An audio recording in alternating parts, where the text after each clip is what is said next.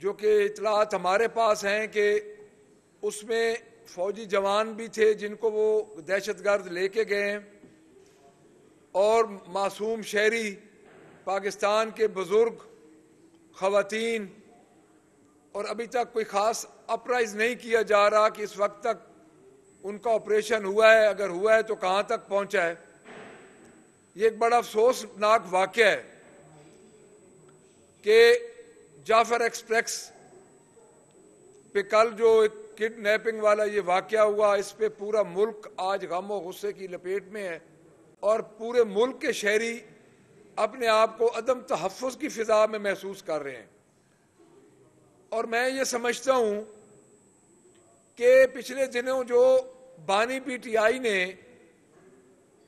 अपने खतूत में इस मुल्क का जिस तरह नक्शा खींचा और जिस तरह उन्होंने सूरत हाल बताई, तो मजाक उड़ाया गया, संजीदा हलकों से मजाक उड़ाया गया, गवर्नमेंट ने मजाक उड़ाया।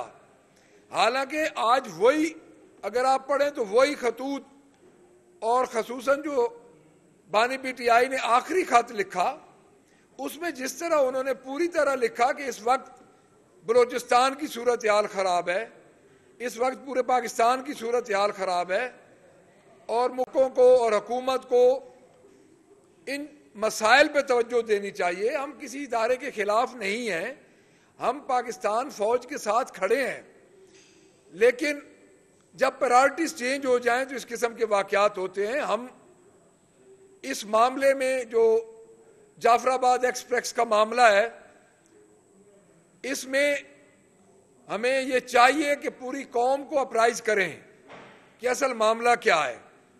हम अपने इदारों के साथ हैं, हम अपने इदारों को कमज़ोर नहीं देखना चाहते, लेकिन उसके लिए ज़रूरी है कि इदारों की प्रायोरिटीज इस मुल्क के लिए हों, ना कि किसी फर्द के लिए और किसी जमात के लिए हो। इस वक्त बलोचिस्तान में एक अलहदगी पसंद तहरीक बड़ी जोर से सर उठा रही है, हमें तवज्जो देनी चाहिए उस पर। हमें इस वक्त अपने ज़ाती इख्तलाफात को बाला ताक रख के और हमें लाइकिंग डिसलाइकिंग को छोड़ के हमें कम से कम इस मामले पे संजीदगी से गौर करना चाहिए। देखिए 2 साल हो गए, इस हुकूमत को 1 साल हो गया है, निगरान सेटअप को 2-3 साल हो गए हैं। अब ये कोई एक्सक्यूज़ नहीं है कि ये पिछली गवर्नमेंट का है, ये है वो है। इस वक्त सूरत हाल ये है कि हर शहरी अदम तहफ़्फ़ुज़ का शिकार है। तो मैं ये समझता हूँ कि हमें इस पे पूरी कौम को इकट्ठा होना चाहिए और हर आइनी इदारे को अपनी आइनी हदूद में रह के काम करना चाहिए और इस मामले पे जो भी पेश रफ्त हुई है उस पे कौम को आगाह करना चाहिए, चूँकि ये वाक़या एक बहुत बड़ा वाक़या है और इस वाक़े को हम इस तरह नहीं जाने देंगे कि एक ट्रेन अगवा हुई है, इसके पीछे जिसका भी हाथ है, चाहे कोई गैर मुल्की हाथ है, चाहे जो भी है, उसको सामने आना चाहिए। दूसरी बात, इस वक्त जो मेयो हॉस्पिटल का स्कैंडल है, अब इन्होंने रात को एक और काम किया चीफ मिनिस्टर ने कि सारा मुद्दा जो उन मरीजों का था जो 2 पेशेंट गलत टीके लगने से वफात पा गए, वो नर्सेस पे डाल रहे हैं। अब इन अकल के अंधों से ये कोई पूछे कि नर्सेस का क्या क्या कसूर है? नर्सेस ने क्या टीके चेक करने होते हैं? उनको तो आपके स्टोर से जो कुछ मिलता है उन्होंने तो वही आगे मरीज को लगाना है, या अगर कोई प्राइवेट किसी स्टोर से वो आया तो उसको चेक करें। रात को इन्होंने टोटल इस कहानी का रुख नर्सों की तरफ मोड़ दिया है। आज भी इस वक्त भी एडमंड ब्लॉक के सामने यंग डॉक्टर्स का एहतजाज हो रहा है।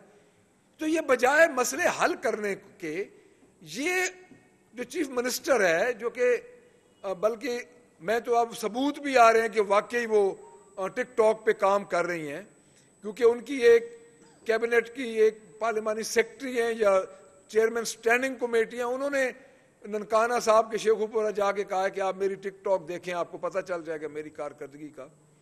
तो 12 करोड़ अवाम के चूंकि टिकटॉक पे चलाया जा रहा है तो उसका नतीजा यही निकलना है कि ये दोबारा एक, अब उनको डॉक्टर्स को ये फारिग करेंगे, उन डॉक्टर्स को शोकाज नोटिस देंगे, नर्सेज को शोकाज नोटिस देंगे। मुझे ये बताया जाए कि उन इंजेक्शन के लगने में नर्सेज का क्या गुनाह है। मासूम नर्सेज को आप कर रहे हैं, मुजरे इल्ज़ाम ठहरा रहे हैं। तो एक तो ये है कि ये बीबी को सिर्फ मेयो हॉस्पिटल में इसको समझ नहीं आ रही कि उसकी एडमिनिस्ट्रेशन मैं कैसे ठीक करूं, और ये चले हैं पंजाब की एडमिनिस्ट्रेशन ठीक करने। उसके बाद रमज़ान में जो महंगाई का हाल है, चीनी शार्ट हो रही है, और इस वक्त ये बाज़ारों में जाके ज़रा चेक करें कि रमज़ान शरीफ में जो बाज़ार है, मॉडल बाज़ार जो इन्होंने बनाया, उसमें चेक एंड बैलेंस क्या है। एक रेट लिस्ट सामने लगा के बैठे हैं और एक रेट लिस्ट उन्होंने छुपाई हुई है, जो सामने हुकूमत को दिखाने के लिए उस पर लोगों को नहीं मिल रहा, कुछ भी नहीं मिल रहा। आटा, चीनी, फ्रूट, जो गोश्त वगैरह नहीं मिल रहा। ये ज़रा चेक तो करवा लें और आज दिन तक ये बता दें कि इन 10 दिनों में इन्होंने कहाँ कहाँ पे चेकिंग की है। तो मैं इस सिलसिले में मैंने कहा पंजाब को, पंजाब की आवाम को मीडिया के ज़रिए आगाह कर दें कि हमें जाफराबाद एक्सप्रेस का मुकम्मल डिटेल सूरत हाल चाहिए, और मेयो हॉस्पिटल के मुतल्लिक ये गवर्नमेंट अगर कोई सही इकदाम करती है तो ठीक है, नहीं तो हम इंशाअल्लाह मेयो हॉस्पिटल की नर्सेज और यंग डॉक्टर्स के साथ खड़े होंगे।